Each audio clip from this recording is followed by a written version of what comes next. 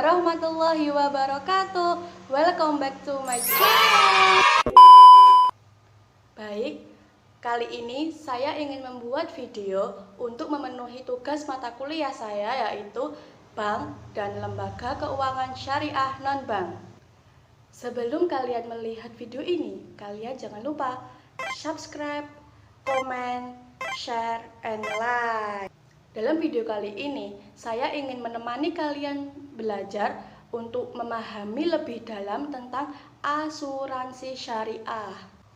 Jadi, nanti saya akan membahas tentang apa itu asuransi syariah, kemudian apa dasar hukum dalam asuransi syariah, terus bagaimana mekanisme dalam asuransi syariah, terus apa akad-akad yang ada di dalam asuransi syariah, yang terakhir juga ada produk apa yang ada di dalam asuransi syariah.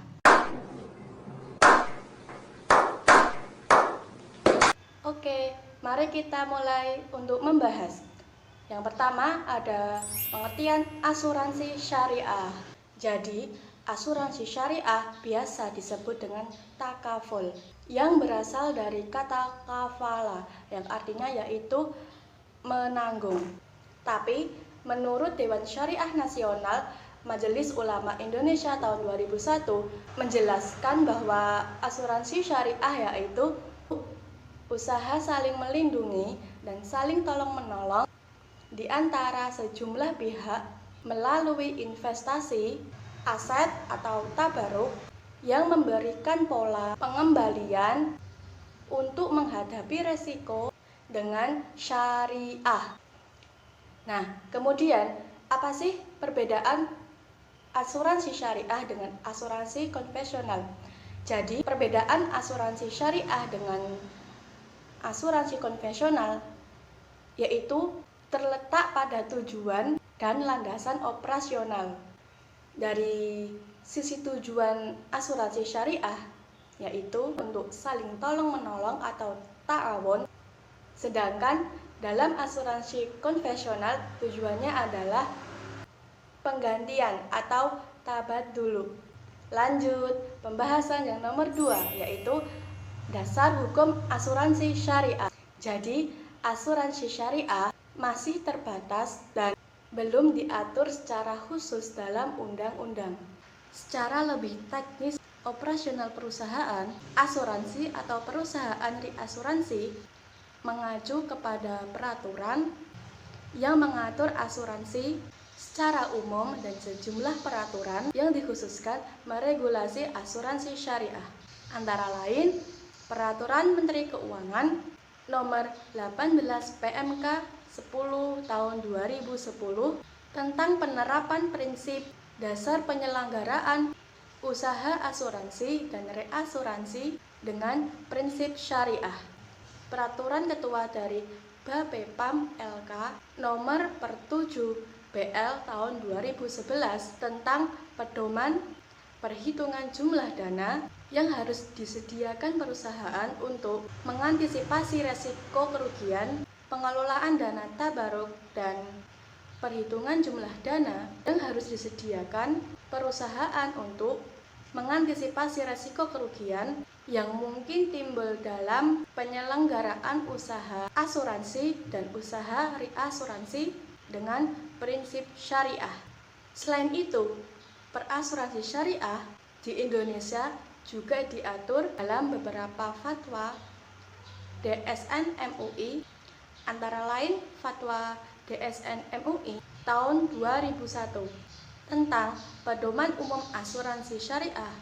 Kemudian ada Fatwa DSN MUI nomor 51 tahun 2006 tentang akad mudharabah musyarakah pada asuransi syariah. Underwriting yaitu proses penafsiran jangka hidup seorang calon peserta yang dikaitkan dengan besarnya resiko untuk menentukan besarnya premi. Kemudian yang nomor 2 ada polis. Polis yaitu surat perjanjian antara pihak yang menjadi peserta asuransi dengan perusahaan asuransi. Jadi, polis asuransi merupakan dasar perjanjian antara pemegang polis dengan perusahaan setelah memenuhi persyaratan yang telah ditentukan. Kemudian Mekanisme yang nomor 3 yaitu premi atau kontribusi. Premi asuransi bagi peserta secara umum bermanfaat untuk menentukan besar tabungan peserta asuransi, mendapatkan susunan kebajikan atau dana klaim terhadap suatu kejadian yang mengakibat terjadinya klaim, terus menambah investasi pada masa berikutnya.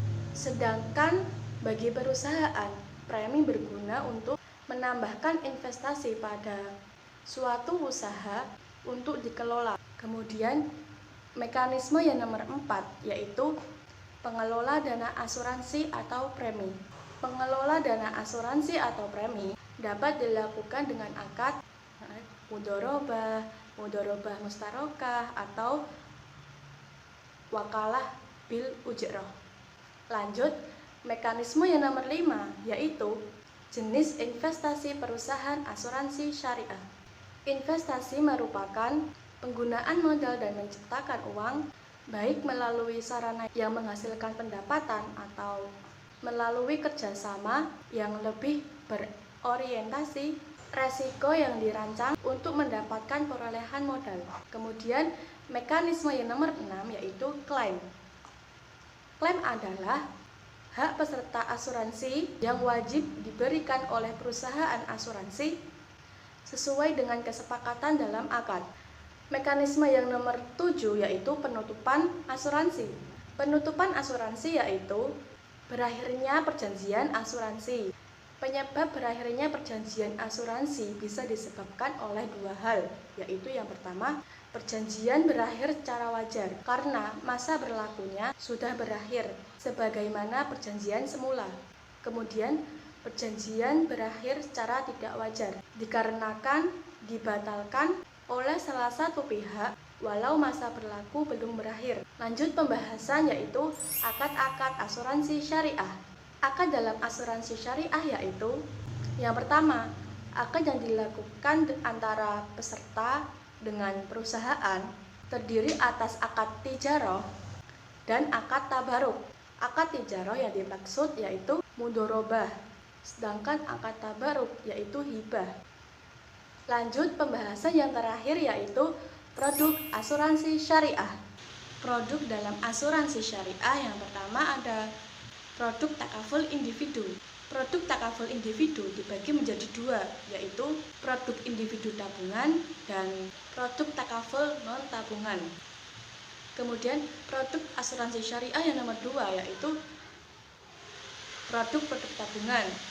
Produk asuransi syariah yang nomor 3 yaitu produk non tabungan. Produk asuransi syariah yang nomor 4 yaitu produk takaful group. Yang terakhir, produk asuransi syariah yaitu produk takaful umum. Nah, jadi itu semua adalah materi-materi tentang asuransi syariah. Cukup sekian video dari saya, kurang lebihnya mohon maaf. Jangan lupa subscribe, comment, share, and like. Cukup sekian, terima kasih. Wassalamualaikum warahmatullahi wabarakatuh.